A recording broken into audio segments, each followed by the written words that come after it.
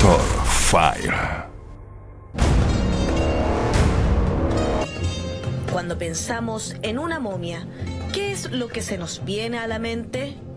La mayoría de la gente imagina una momia como la del antiguo Egipto, envuelta en vendas y enterrada al interior de una pirámide.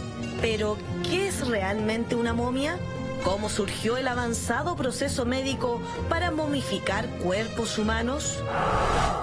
Si bien las momias egipcias son las más famosas, estas también han sido encontradas en otros lugares del mundo, desde Groenlandia pasando por China y llegando hasta la cordillera de los Andes de América del Sur, lugar de un hallazgo sorprendente, las momias más antiguas del mundo.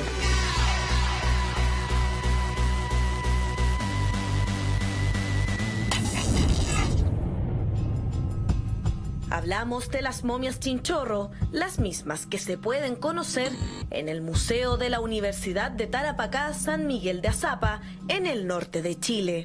Una cultura que practicó la momificación artificial 2000 años antes que los egipcios.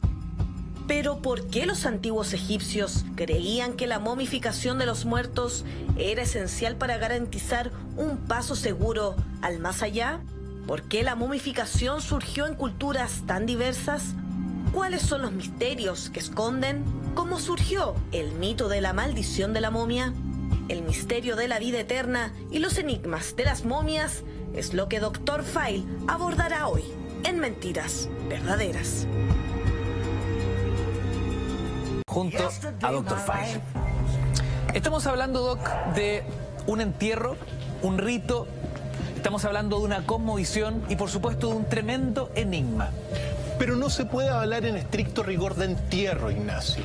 En realidad, la momificación, una momia es un cadáver desecado o embalsamado de manera natural o en ocasiones de manera artificial y con mucho cuidado y con muchas técnicas. Así definimos una momia. Así es una momia, eso es a grandes rasgos, pero no entra dentro de lo que se llama el ritual del entierro. El ritual del entierro es típico occidental, donde se piensa que digamos, la función de la persona se acabó, por lo tanto se le entierra y bueno, puede subir al cielo, ir al infierno o ir al purgatorio. Eso es un ritual del final de los tiempos de cada persona. Cuando uno piensa en una momia, Doc, siempre cae incluso en la caricatura el cliché de lo que nos ha regalado históricamente Egipto, ¿no? Egipto es igual a momias, momias es igual a Egipto.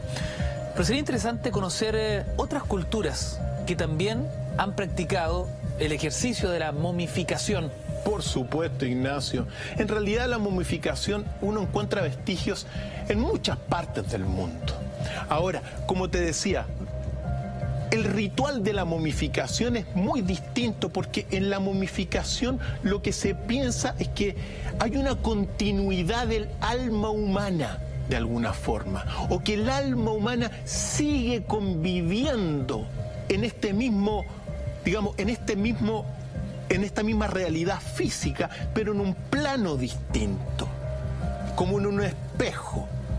Es decir, el alma quedaría preservada en el cuerpo de la momia y la momia aseguraría que esta alma va a continuar acompañando de alguna forma a toda la tribu y toda la cultura donde se momifica. Y por cierto, hay otro ritual que es el de la cremación. En el caso de la cremación, se hace la cremación para que el alma se vaya rápidamente a los cielos superiores. Pero la momificación, en este sentido, es eso. Es una forma de preparar el cuerpo para un viaje.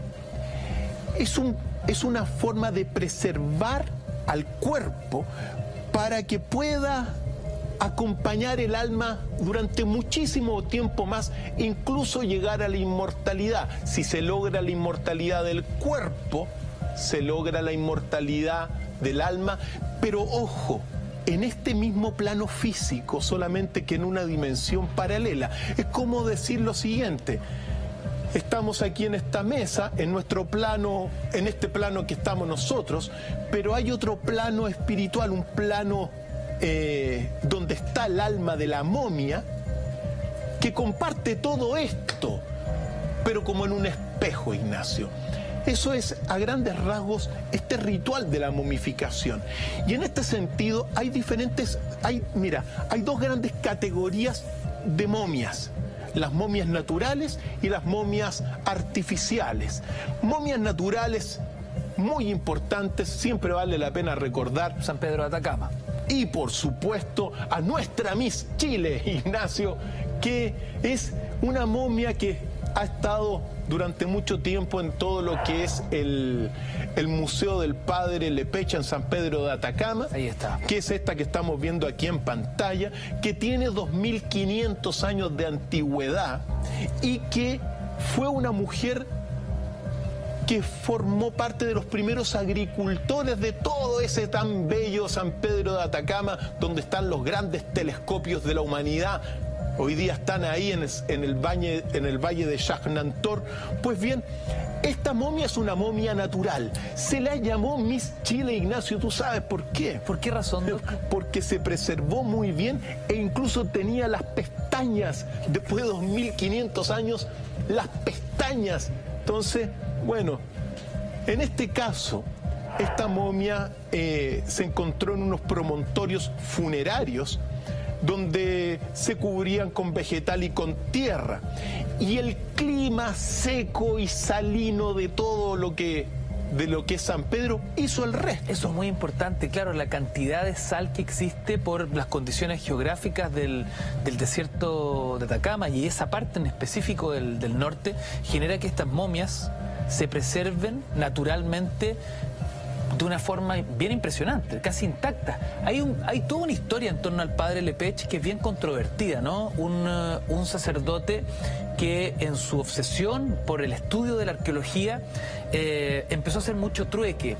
Le cambiaba a los indígenas momias o vestigios o fósiles por alimentos.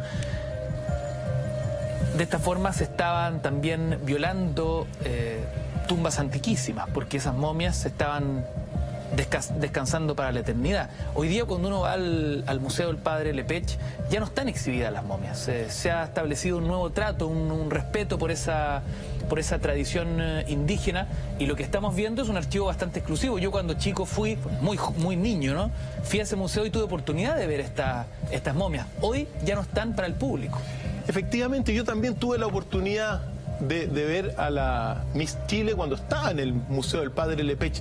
Es importante señalar que ahora se está trasladando el museo hacia otro lado, pero que estas momias, sobre todo estas y después las de Chinchorro y otras tantas momias, necesitan mucho apoyo no solamente del Estado, Ignacio, necesita apoyo de los privados para preservarlas, para transformarlas, sobre todo las momias de Chinchorro, en patrimonio de la humanidad. ¿Por qué? Porque no se tienen en este minuto apoyo para preservarlas bien, Ignacio. Están viviendo en condiciones bastante precarias todo lo que es la arqueología nacional. Para variar, pues, Ignacio, se apoya, no sé qué se apoya acá, se está preocupado de no sé qué cosa, y la cultura no se apoya realmente. Se le pasa a mí... No hablo mejor, Ignacio. ¿Por qué? Porque esta momia es natural y es el reflejo también de todo el proceso de secación, Ignacio, debido a las altas temperaturas del norte, lo seco del desierto de Atacama y la salinidad de toda esa región de San Pedro de Atacama. Hay otra momia muy importante también dentro de esta categoría de momias naturales, como es la momia del Cerro Plomo, la momia del niño del Cerro El Plomo, que está aquí. El Cerro El Plomo, tú sabes que está ubicado aquí mismo, aquí en nuestra capital, Santiago. Esta es una momia que tiene 500 años, es una momia inca de un lactante, Ignacio, que está enterrada y que fue depositada a 5.400 metros de altura en el contexto de una ceremonia muy importante inca que se llamaba la ceremonia de Capac Cocha. Doc, ¿cómo es posible que el pelo, el cabello, tanto en la Miss Chile como en esta momia que estamos viendo, el niño del Cerro El Plomo, se mantenga en tan buen estado? Es que son minerales ya, el pelo es mineral nomás. Entonces se puede preservar durante mucho tiempo. Así que por eso se mantiene así. Es mineral. Así que lo que tiene en la cabeza Ignacio es mineral, en ese sentido. Por eso es. Ahora, esta momia del niño del Cerro El Plomo entra en una categoría de esta ceremonia del Capac Cochac, que es muy importante porque la convocaba el gran rey inca. Estamos hablando de hace 500 años. Doc, vamos a hacer un breve alto y a la vuelta seguimos revelando este gran enigma, en específico el del niño del Cerro El Plomo. Los misterios de momias hoy también en Mentiras Verdaderas. Vamos y volvemos.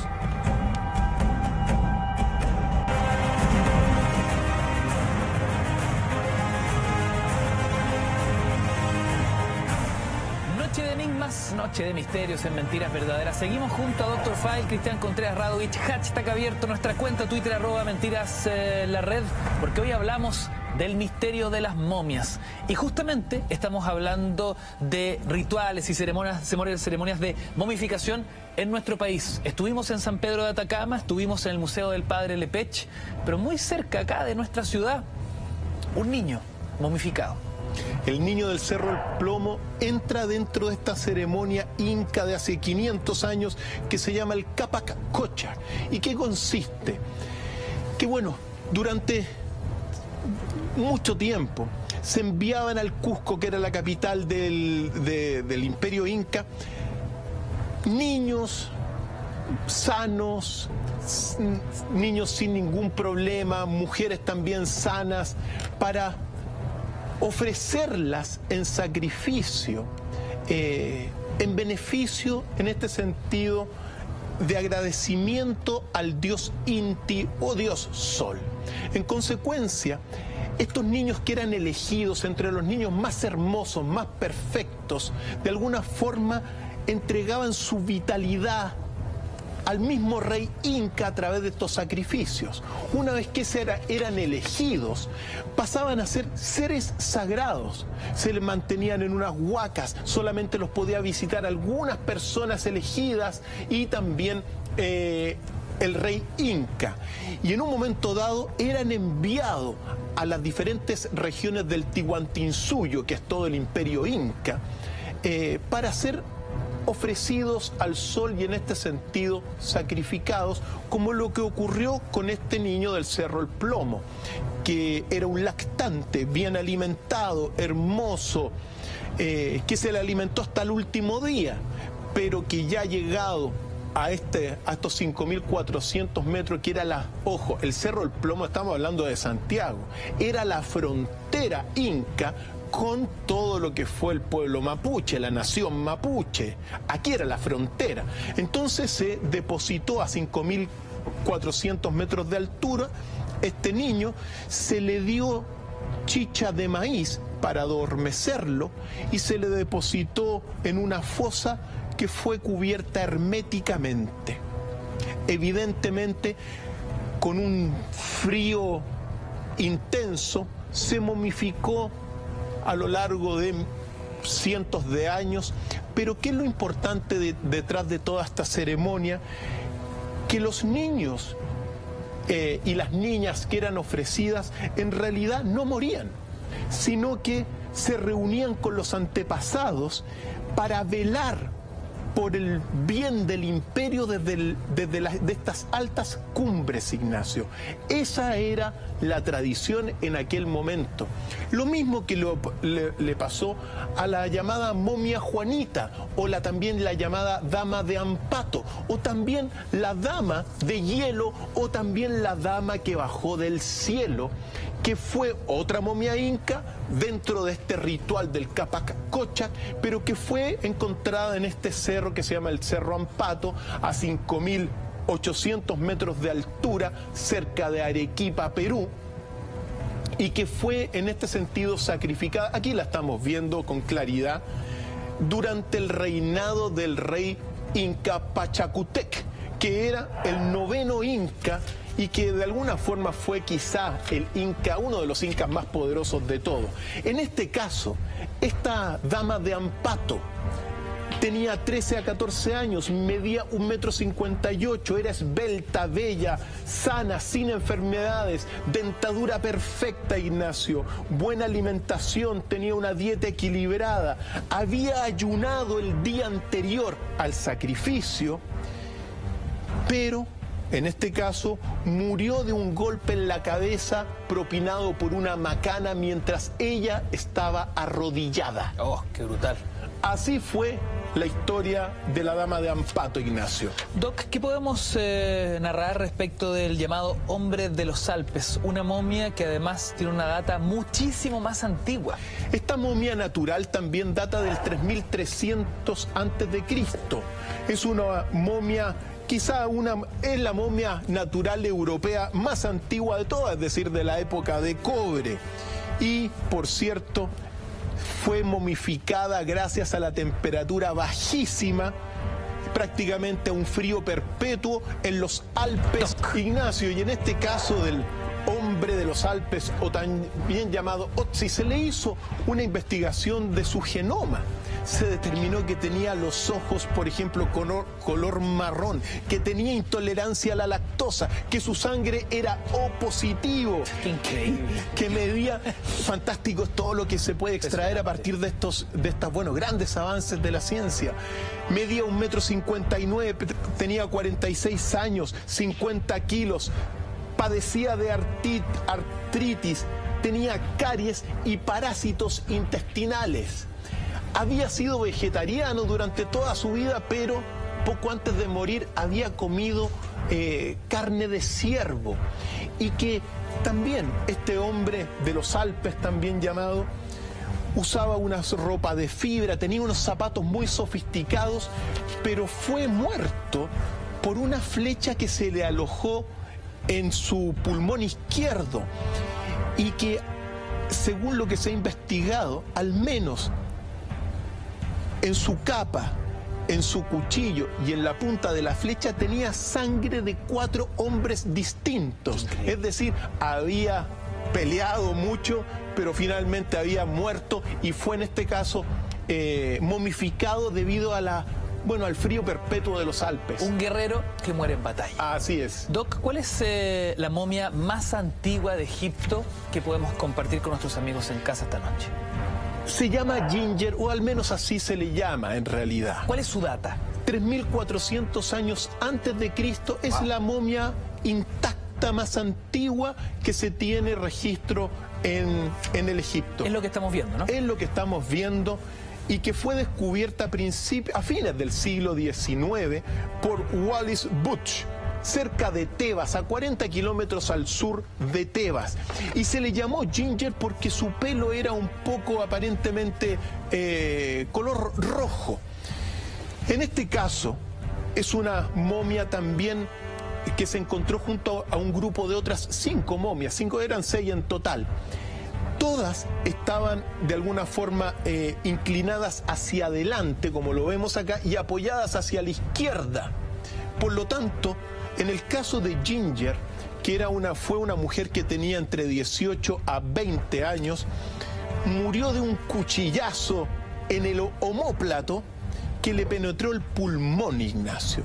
Así murió Ginger, y era un cuchillo que tenía 12 centímetros de largo y 2 centímetros de ancho, que le penetró el pulmón por el omóplato. Entonces, estamos hablando en este sentido de una momificación natural, de una momificación que es, digamos, la que estamos viendo, se dan cuenta que están como de cúbito dorsal, pero están hacia adelante y apoyadas hacia la izquierda. Así estaban este grupo de momias que se encontró y que datan de ese 3.400 años antes de Cristo. Doc, hemos hablado en esta parte del programa de momias naturales. ¿Qué podemos explicar respecto de las momias artificiales? ¿Y qué entendemos por una momia artificial? Mira, una momia artificial es un cadáver que se le deseca debido a una prolija técnica en este sentido. Y aquí uno tiene que hablar, evidentemente, Ignacio, de las momias más antiguas. ¿Cuál es la momia más antigua del mundo? ¿será una momia egipcia? No, Ignacio. Son muy famosas, Ignacio, porque bueno, tú sabes que la información que llega ya ha dado la vuelta al mundo, pero en realidad las momias más antiguas de la humanidad son las momias de Chinchorro, Ignacio, que son, bueno, que fueron descubiertas no hace mucho por el investigador Max Uhle, que fue el primero que las catalogó, y que están radicadas en toda la costa de Arica. Qué increíble. Desde el puerto de Hilo se desarrolló la cultura Chinchorro hasta Antofagasta. A ver, esto es un datazo. Las momias más antiguas de las cuales se tenga antecedentes son momias halladas en Chile. Momias que además han hecho noticia en los últimos días. Efectivamente, porque hoy día me enteré en realidad por el periódico de que van a hacer una película en Hollywood sobre estas momias y sobre la cultura Chinchorro, muy importante, Ignacio, que se suma a la película Leftraro sobre Lautaro y que nos van a estar poniendo, bueno, sobre todo ahí en la cartelera de Hollywood. Estas momias, Ignacio, datan del año 5000 antes de Cristo. Prácticamente 2000 años de la momia más antigua, que era Ginger, que era la momia egipcia. Entonces, estamos hablando de una momificación que tiene 7000 años de antigüedad desde este momento presente. Uno no puede ingresar en este tema tan relevante para nuestro país, para el corazón y el alma de nuestro país, sin mencionar a algunos arqueólogos e investigadores muy importantes como Bernardo Arriaza, Vivian Stander, Iván Muñoz, Juan Chacana, Virgilio Chapacase y también Hans Niemeyer, que son de la Universidad de Tarapacá, muchos, y otros del Museo de Historia Natural, porque han sido los grandes, entre otros tantos, investigadores de estas momias de Chinchorro, que son las más antiguas de todo el mundo, Ignacio. Muy importante. Había dicho que el primero que las describió científicamente fue Max Uhle, que las encontró y que las describió en 1917. Hoy día se disponen afortunadamente unas 120 momias de estas que estamos viendo en pantalla, de esta cultura Chinchorro de Arica. Pero muchas de ellas, debido al cambio climático, Ignacio, y debido a la humedad que están padeciendo, mira, desgraciadamente se están convirtiendo algunas en lodo negro. Debido a esto, entonces, ¿por qué digo esto? Por dos cosas. Lo primero, porque se necesita nuevamente apoyo realmente, Ignacio, para cuidar estas momias. Y apoyo no solamente del Estado, sino que apoyo de los privados, Ignacio. Si no puede ser que se despilfarre la plata en cabezas de pescado y que no se apoye esto, Ignacio. Si son las momias más antiguas de la humanidad las que tenemos acá en nuestro país, y que estos investigadores con mucho esfuerzo las están tratando de preservar, pero se les están destruyendo algunas debido a que no tienen el ambiente necesario.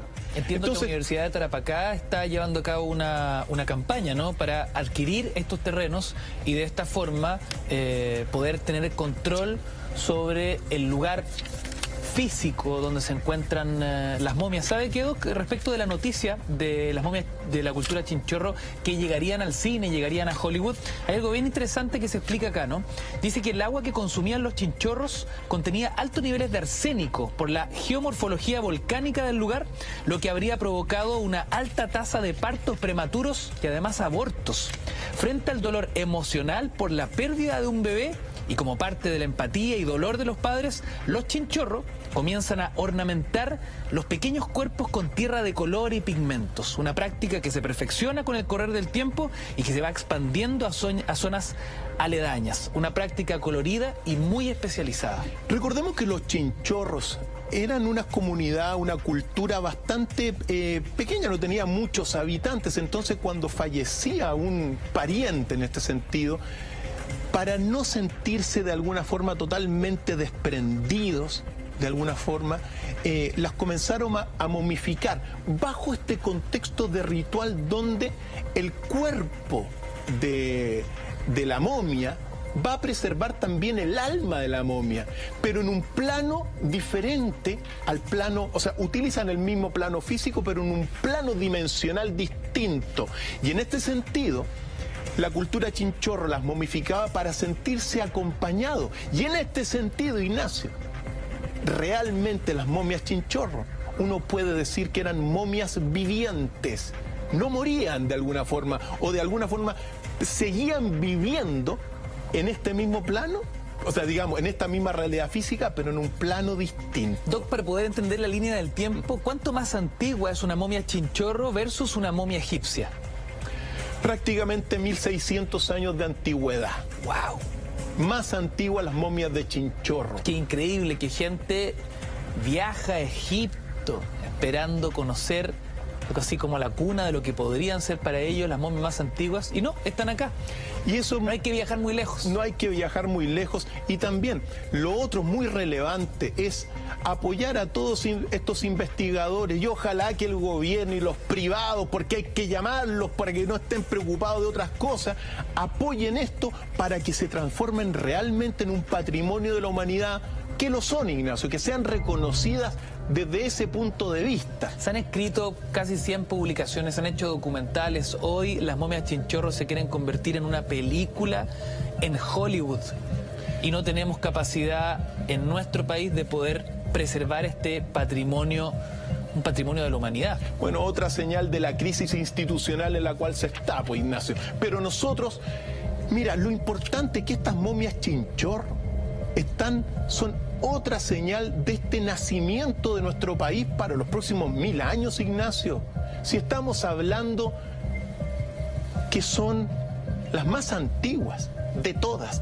Y ojo, no solamente eso, porque Bernardo Arriaza, quien, aquí tengo su libro, y me aproveché mucho tiempo de leer estos documentos publicados por la editorial universitaria, las fue clasificando en momias negras, momias rojas, momias de los vendajes y también momias con pática de barro. Y es muy importante ir conociendo algunos detalles de estas momias chinchorro, particularmente cómo era la momificación, Ignacio, porque en el caso de las momias negras, estamos hablando que de hace 5.000 años antes de Cristo, toda la práctica de momificación se habría extendido, según los antecedentes, por unos 4.000 años, Ignacio, y habría desaparecido la momificación en torno del 1100 antes de Cristo, pero todo erradicado en este lugar, bueno, de nuestro país, con nuestros vecinos peruanos, obviamente. Doc, ¿cómo podríamos describir la cultura chinchorro? Mira, la cultura chinchorro es una cultura que se alimentaba, por ejemplo, de todo lo que te entregaba el mar. Cuando uno al menos lee algunos pasajes de esta bellísima cultura ligada a una visión mística de la naturaleza, no era una sobrepoblación. No eran, más bien dicho, comunidades más pequeñas de esta cultura chinchorro que se extendían desde el puerto de Hilo hasta Antofagasta. Y que cuando uno empieza a extraer, por ejemplo, todo el ritual de la momificación, que revela un sentir cultural de un pueblo conectado con la tierra. Recolectores, pescadores, estamos revisando, hay una recreación. Aquí lo estamos viendo, muy afortunadamente. Que nos da cuenta de cómo vivían los chinchorros. Por supuesto, ligados al mar, se alimentaban de los peces y de otras cosas que, bueno, recolectaban también de la misma naturaleza. Este es el documental Chinchorro, Doc, por si nuestros amigos quieren chequearlo después del programa, ¿no? Por supuesto que sí. Chequéenlos, porque esto sí que es ciencia y es cultura, y es un patrimonio fundamental para el corazón de nuestro país, Ignacio. Mira, muy relevante también cómo momificaban, Ignacio, porque la momia negra, por ejemplo, lo primero que se hacía, tenía una serie de pasos la momificación. Primero se desarticulaba completamente el cadáver. Después se extraían los órganos y también la musculatura. Después se rearticulaba pensemos, desarticular es desarticular, pues sacarle los... Bueno, así era, pues. Pero era una técnica muy detallada. O sea, se iban desarmando las extremidades. Efectivamente, entonces aquí está la ciencia de la momificación. Realmente las momias, digamos, las momias más increíbles son estas junto con las momias egipcias. Son que verdaderas obras de arte, Doc. Tú lo dijiste, es una verdadera obra de arte. Después, toda la estructura ya desarticulada se volvía a articular y se le metía maderos por el cuerpo, a los cuales eran amarrados con, bueno, lianas de totora. Entonces, para volver a ponerlos rígidos, les rellenaban el cuerpo, el cráneo también y el tronco, todo por interior, con arcilla y con vegetales secos. Es increíble porque aquí hay, uno entiende, ¿no?, entre líneas, un gran conocimiento de anatomía. Por supuesto que sí, Ignacio. Por supuesto que sí. Moldeaban después el cuerpo con una pasta de arcilla, después que hacían todo esto. Después de esta pasta en sí, emplazaban la piel encima y a veces ocupaban piel de animal si les faltaba, y en ese momento les adornaban también la cabeza con pelo negro corto, que son las momias negras. Después delineaban todo lo que eran las características faciales y sexuales de la momia de Chinchorro, y finalmente se les aplicaba una capa de manganeso negra, Ignacio, a su lado, de tal manera que uno puede hablar de las momias negras.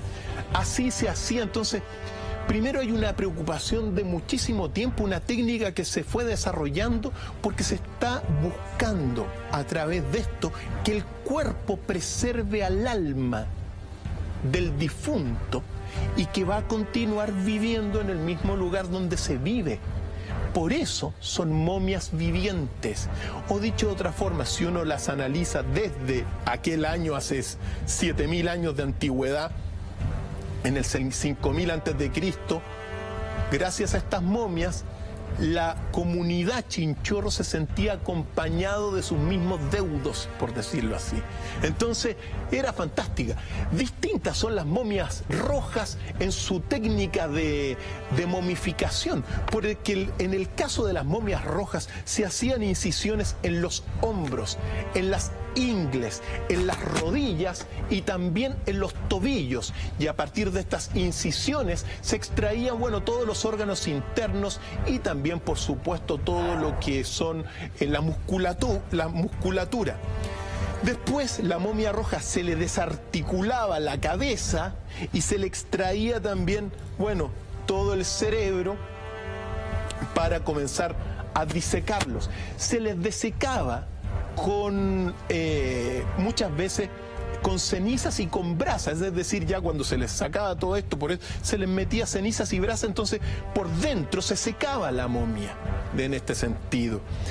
Después deslizaban por los agujeros, deslizaban maderas por debajo de la piel, por brazos, por la columna, que les permitían mantener volver a una rigidez.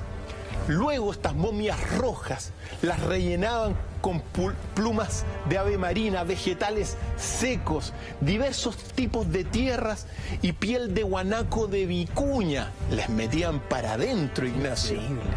Y después rellenaban la cabeza con similares elementos y les añadían, en el caso de las momias rojas, una peluca, en este sentido de pelo humano, pero que medía 60 centímetros de largo.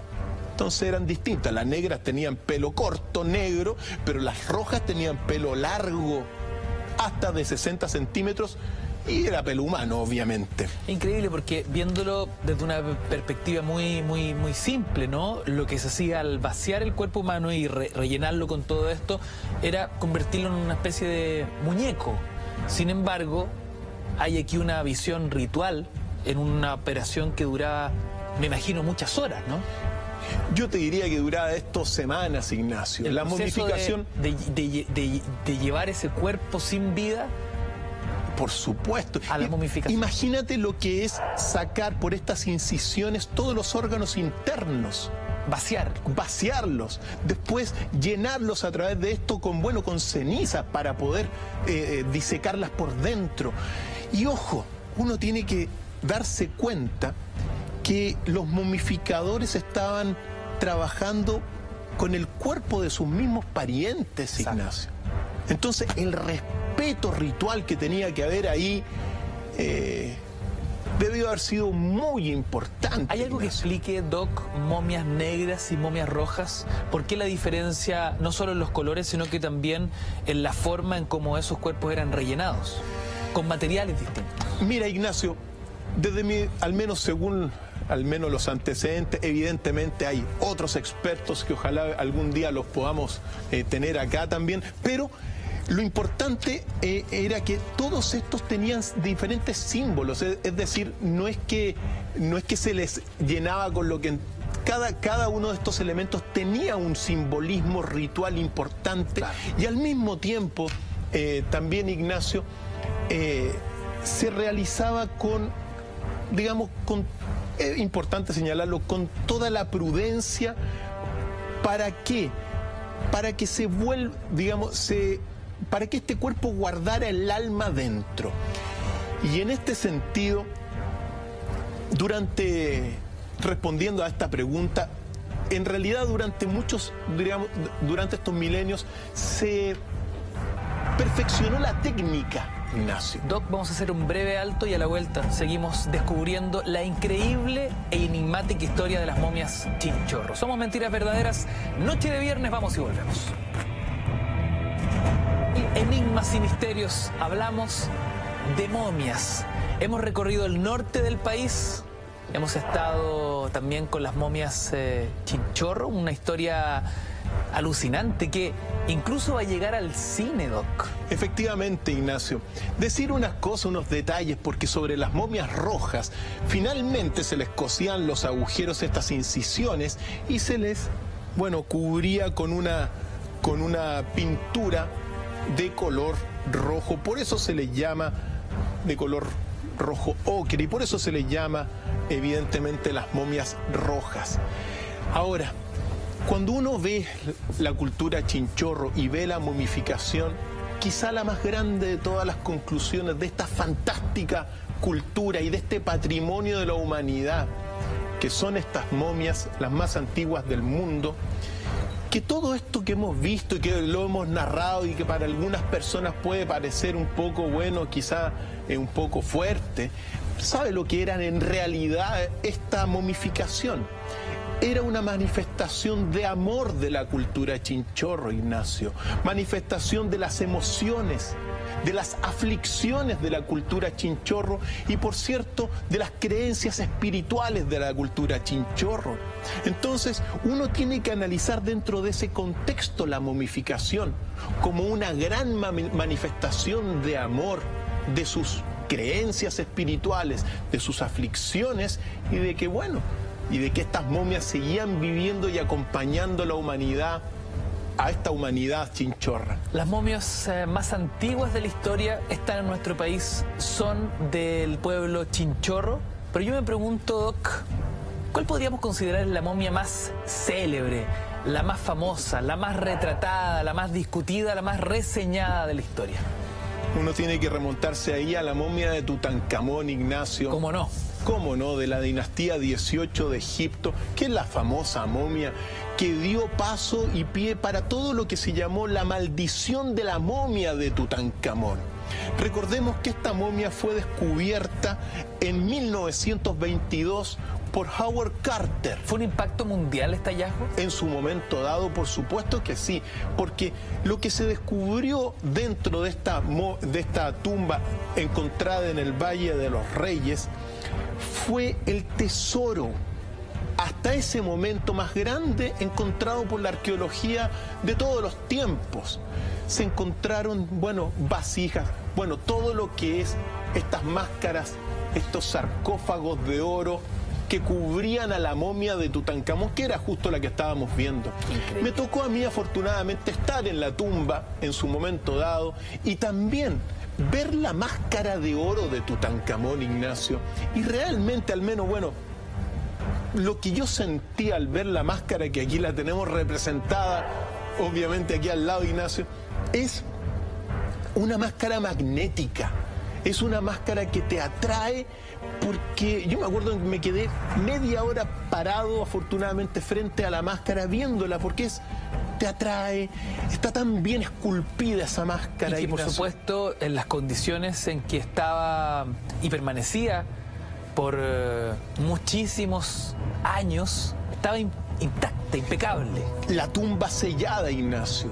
Cuando aquí el 26 de noviembre de 1922, Howard Carter ingresa a la tumba de Tutankamón, él dice: veo cosas maravillosas, todo el tesoro de la tumba de Tutankamón, en términos del oro encontrado y de las piezas y las joyas y los vestigios de este faraón niño, en ese sentido, porque murió a temprana edad, habría tenido unos 15 años cuando murió, solamente es comparable en términos de la cantidad de oro encontrado con lo que son las tumbas del señor de Zipán y el señor de Sicán, que están en el norte de Perú. Ahí también, en la Huaca Rajada, se encontró 1 tonelada de oro, y eso nunca hay que olvidarlo, porque aquí también se ha encontrado grandísimas riquezas. Pero hasta ese 1922, esto impactó a todo el mundo, Ignacio. ¿Por qué? Porque fue el tesoro más grande, pero que inmediatamente dio paso a la leyenda de la maldición de la momia. Y uno no la tiene que olvidar, porque es verdad que fue exaltada por los periódicos británicos en su momento dado. Que aquí estamos con cosas, ¿no? Como una concatenación de hechos macabros que uno dice, ¿mera casualidad o efectivamente se trata de una maldición? ¿Qué es lo que sucedió según la leyenda que se ha escrito en torno a este hallazgo arqueológico? Primero, que supuestamente la entrada a la tumba sellada tenía una inscripción que decía: la muerte vendrá sobre alas ligeras a quien profane el sueño de el faraón. O sea, ingresar a esa bóveda era por lo bajo peligroso. Por lo bajo peligroso, y según esta leyenda que se escribió, tenía una maldición. Pues ¿qué es lo que sucedió? Esto fue en noviembre de 1922. En marzo de 1923, es decir, prácticamente 4 meses después, Lord Carnarvon, que era el que había financiado toda esta investigación de Howard Carter, arqueólogo que se hizo famoso mundialmente, que se puso con las lucas, fue picado por un mosquito. ¿Ya? Después se afeitó, se le infectó esta herida, y murió al poco tiempo de neumonía. No. Eso fue la primera muerte que impactó al mundo, Ignacio. Porque además de una forma tan doméstica. Sí, y se cuenta que ese mismo día en que murió, su perra, que estaba en en Londres, habría aullado. Bueno, eso es parte de la leyenda historiográfica que gira en torno a esto. O sea, primer deceso, 4 meses después del hallazgo, el financista de la operación muere por, convengamos, extrañas circunstancias. ¿Qué pasa después? El hermano de Lord Carnarvon, que se llamaba Audrey Herbert Carnarvon, también murió inexplicablemente en Londres, al poco tiempo después. Segunda muerte. La tercera muerte le ocurrió a Arthur Mace, que muere también en el Cairo sin una explicación, pero que fue el último que dio el golpe al muro de la Cámara Real. Murió. En consecuencia, tercera muerte. Doc, vamos a hacer un breve alto y a la vuelta seguimos repasando este tremendo enigma. Estamos hablando de Tutankamón. Tutankamón y la maldición tras esta tumba. Hacemos un alto, seguimos con Mentiras Verdaderas. Noche de viernes acá en la red, no te vayas. El enigma de las momias.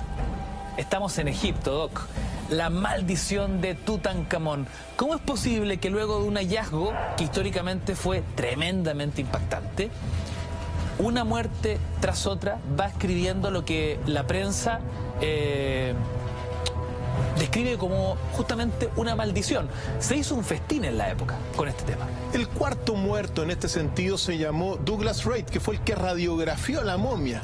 Después vino el quinto, que fue la secretaria de Howard Carter. Murió después el padre de Howard Carter y finalmente un profesor canadiense que estudió la tumba con Howard Carter también murió. Cuando se cumple la séptima muerte, se sella la maldición, Ignacio, porque el 7 es el número mágico de Egipto. 7 muertes, Doc, en un lapso de ¿cuánto tiempo? Bueno, de varios años en realidad, pero ahí es cuando se sella la maldición. Sin embargo, lo que dijo Howard Carter finalmente, que todo espíritu de comprensión inteligente se halla ausente de estas estúpidas ideas de la maldición. Él murió de forma natural en 1939 a los 64 años y nunca creyó en la maldición de la momia. Sin embargo, esta se hizo popularmente conocida y llevada a Hollywood hasta este día. Ignacio, antes de terminar este episodio de hoy, tenemos que hablar también de otras momias vivientes, Ignacio. ¿Momias vivientes? Efectivamente, las momias de Japón, que son de alguna forma las momias vivientes del Sokoshinbutsu, que es un ritual de automomificación que data del siglo VIII y que son las momias que estamos viendo acá. Los monjes de esta escuela Shingon de budismo meditan y en un proceso que tiene 3 grandes fases. De la primera fase de 1000 años, donde ellos comen frutos secos y también algunas semillas, meditan en silencio y de forma estática y van perdiendo así, con esta alimentación y con la meditación, toda la grasa. Después vienen 1000 días más, son 1000 días, otros 1000 días donde comen raíces y cortezas de árbol y también toman un té de savia de árbol que los hace vomitar y perder toda la grasa. Después de esos 2000 días son depositados en un refugio subterráneo esperando de alguna forma su muerte. Y lo que se cuenta de estos monjes budistas que buscan esta iluminación, porque lo que se sostiene detrás de toda esta creencia de las momias vivientes de Japón es que en la comunión del hombre con la naturaleza está la verdadera iluminación. Aquí me dejó loco, que esto nunca lo había visto ni escuchado. Es impresionante. Entonces, después de todo este ritual, ya estando en una fosa, digamos, en un ataúd, en un refugio subterráneo a 3 metros, respiran por un conducto y tocan una campana. Pero ya en meditación, ya en un estado de alimentación que ha perdido toda la grasa, toda la humedad, tocan una campana. Cuando dejan de tocar la campana, significa que murieron. Cuando mueren, se les deja 1000 días más en esta fosa subterránea y después de 1000 días es reabierta esta tumba realmente y se ve si está momificado. A lo largo de ese siglo VIII hasta el día de hoy hay 28 monjes que lograron esta automomificación o llamado Sokoshinbutsu. Momificación a través de la meditación. Impresionante. Efectivamente. Por lo tanto, gran misterio de este capítulo de hoy para terminar con estas momias vivientes.